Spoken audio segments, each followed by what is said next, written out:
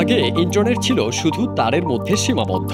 পরে এলো mobile network, আর এখন ইন্টারনেট আসছে মহাকাশ থেকে। ইলন মাস্কের স্টারলিংক ঠিক সেই কাজটাই করছে।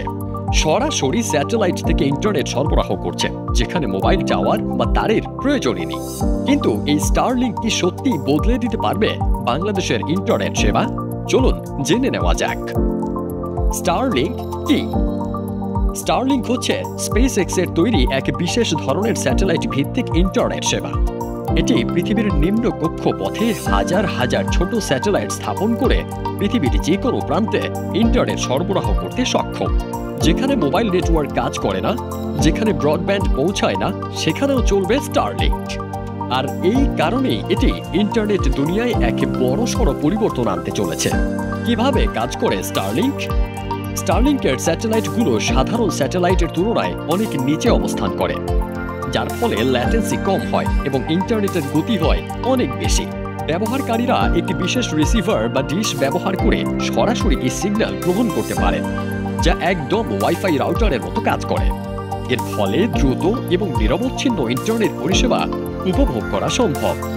স্টারলিংক বর্তমানে 50 থেকে 250 মেগাবাইট পার সেকেন্ড গতির ইন্টারনেট সেবা দিচ্ছে, যা অনেক দেশের ফাইবার অপটিক ব্রডব্যান্ডের কাছাকাছি। এটি গেমিং, ভিডিও স্ট্রিমিং, এমনকি লাইভ ব্রডকাস্টের জন্যও কার্যকর। এখন প্রশ্ন, স্টারলিংকের দাম কেমন? বর্তমান তথ্যানুযায়ী স্টারলিংকের স্টার্টার কিট কিনতে লাগে প্রায় $500 এবং মাসিক ফি 99 থেকে $120 মতো। কিন্তু এটি বাংলাদেশে এলে কত দামে পাওয়া যাবে, সেটি এখন বড় প্রশ্ন। স্টারলিংক বাংলাদেশের জন্য কতটা প্রয়োজনীয়? দেশের প্রত্যন্ত অঞ্চলে দ্রুতগতির ইন্টারনেট এখনও সহজলভ্য নয়। 2023 সালের তথ্যানুযায়ী বাংলাদেশে 5 বছরের বেশি বয়সী জনগণের মধ্যে প্রায় 45.7% মানুষ ইন্টারনেট ব্যবহার করে এবং অধিকাংশ জনগণের কাছে ব্রডব্যান্ড পরিষেবা পৌঁছায়নি।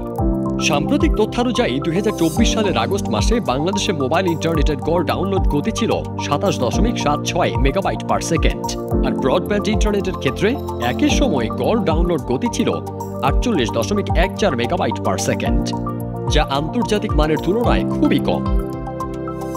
Ookla speed test global index অনুযায়ী মোবাইল ইন্টারনেট গতির ক্ষেত্রে বাংলাদেশ 89তম এবং ব্রডব্যান্ড ইন্টারনেট গতির ক্ষেত্রে 98তম স্থানে রয়েছে।